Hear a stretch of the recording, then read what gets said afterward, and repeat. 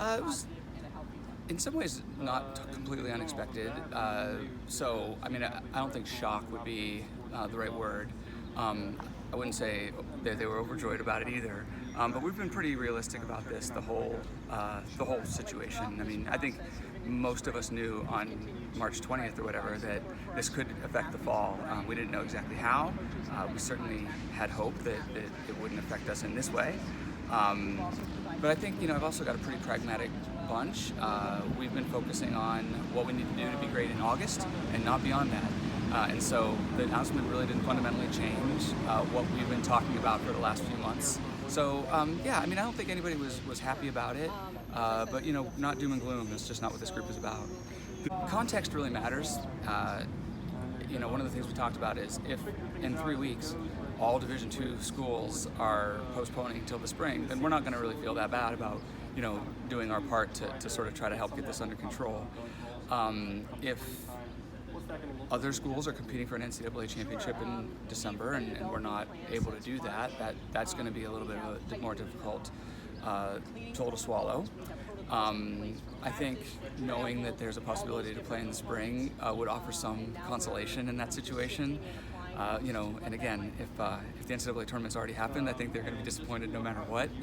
A conference championship is fine, but our group, we've got our eyes set on a little bit bigger stuff. Yeah, we're not thinking of it as a complete shift, honestly.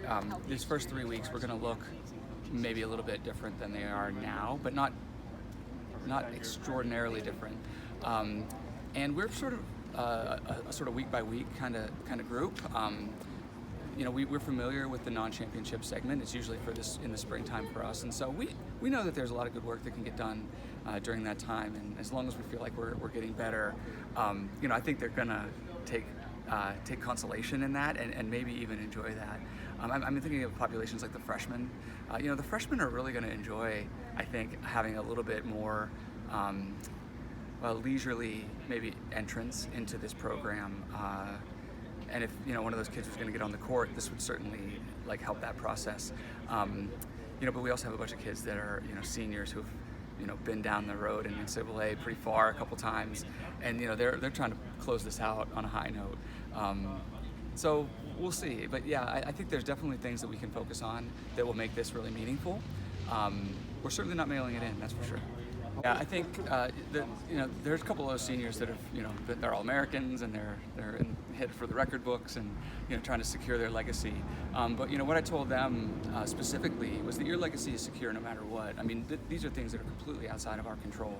Our response to it now will secure their legacy as leaders, as people who are doing great things to help everybody else sort of deal with the unknowns of the situation.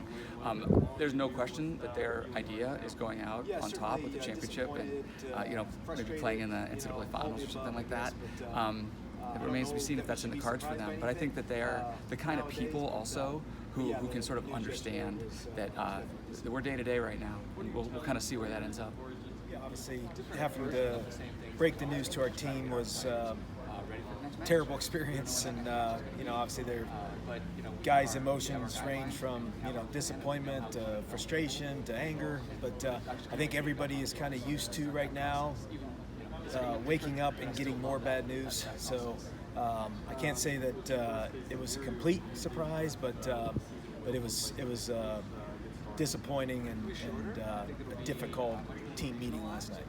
Yeah, we always have a 24-hour rule, so kind of apply it during the season. After a big win, you got 24 hours to celebrate. After a disappointing loss, you can only sulk for 24 hours, and then you got to refocus and start working towards your next goal. And so that's kind of the message we gave them last night. It's fine to be disappointed, frustrated, etc. But you got 24 hours, and you got to refocus and start getting ready for the spring and preparing for a season. Yeah, obviously, the difficult situation is with our conference kind of doing this on their own.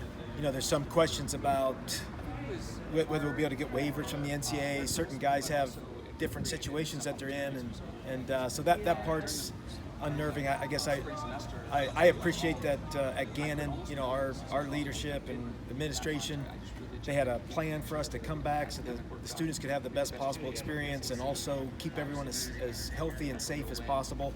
And obviously that takes a lot of courage and a lot of hard work. So I appreciate the fact that that we were willing to try to have a season, and I wish we could have tried.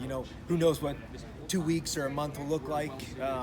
Maybe nobody will get to play. Maybe everyone will get to play and make it through the season successfully.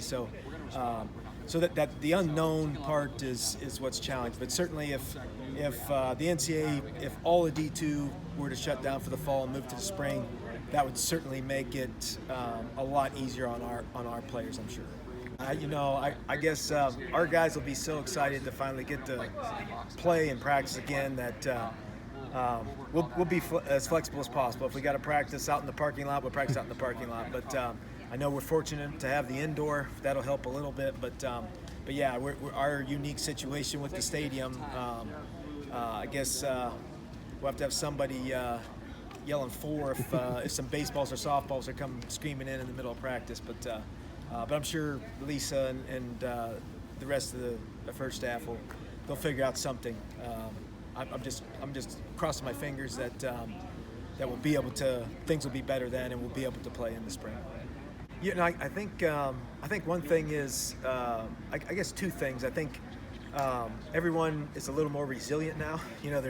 They're used to having to be more flexible and make adjustments to how things used to be and how they wish things were. So I think that'll help moving forward.